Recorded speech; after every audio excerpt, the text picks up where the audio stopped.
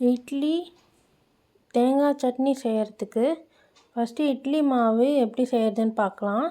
4 tumbler அரிசி எடுத்துக்கணும். அதில் 2 டம்ளர் இட்லி அரிசி, 2 டம்ளர் சாப்பாடு அரிசி. மொத்தம் 4 டம்ளர் அரிசிக்கு 1 டம்ளர் உளுந்து எடுத்துக்கணும். வெந்தயம் 2 டீஸ்பூன். அப்புறம் வெள்ளை ஜவ்வரிசி 1/4 டம்ளர் எடுத்துக்கோங்க. இது எல்லாத்தையும் ஊற வச்சு அரைச்சிடுங்க. அரைச்சிட்டு அரைச்சிட்டா மாவு ரெடி. நெக்ஸ்ட்டு உப்பு போட்டுட்டு இட்லி பாத்திரத்தில் அந்த குழிக்குள்ளே ஊற்றி வச்சுக்கோங்க. மாவு ஊற்றிட்டு லிட்டு க்ளோஸ் பண்ணிவிடுங்க. ஒரு 10 நிமிஷம் நல்லா வேகட்டும்.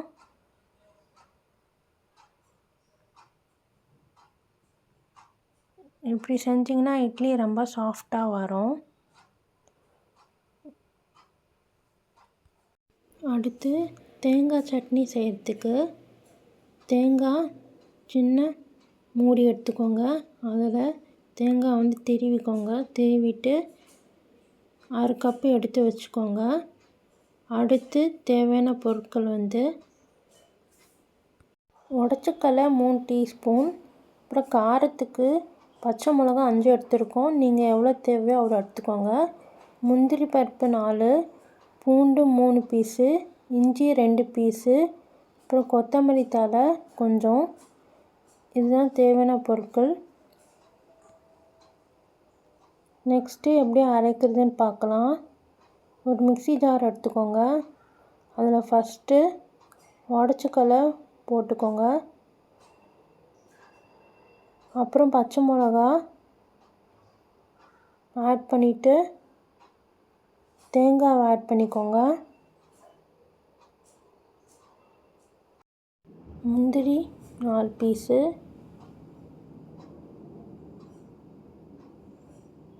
பூண்டு 3 பீஸு, இஞ்சி 2 பீஸு,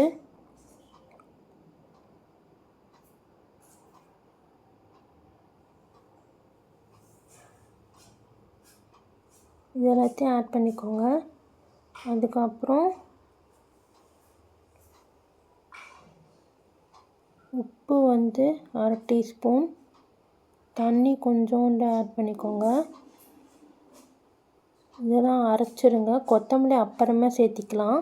இதை ஃபஸ்ட்டு அரைச்சிக்கோங்க.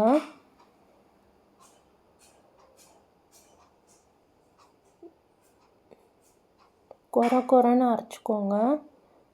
இப்போ அரைச்சிட்டு கொத்தமல்லி சேர்த்திக்கோங்க. இதையும் திருப்பியும் லைட்டாக அரைச்சிடுங்க.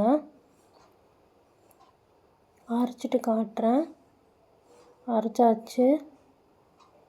நெக்ஸ்ட்டு தாளிப்பு பார்த்துடலாம். கரண்டியில் சமையல் எண்ணெய் 1 டீஸ்பூன் ஊற்றிக்கோங்க. கடுகு 1 டீஸ்பூன், கருப்பு உளுந்து 1 டீஸ்பூன், கடலைப்பருப்பு 1 டீஸ்பூன், பெருங்காயத்தூள் கொஞ்சோண்டு, காஞ்ச மிளகா 2 பீஸு, கருவேப்பிலை.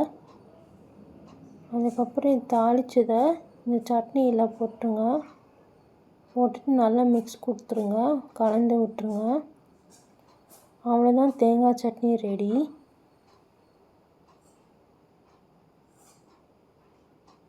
இட்லி அண்ட் தேங்காய் சட்னி ரெடி ஆயிடுச்சு. தேங்க்ஸ் ஃபார் வாட்சிங்.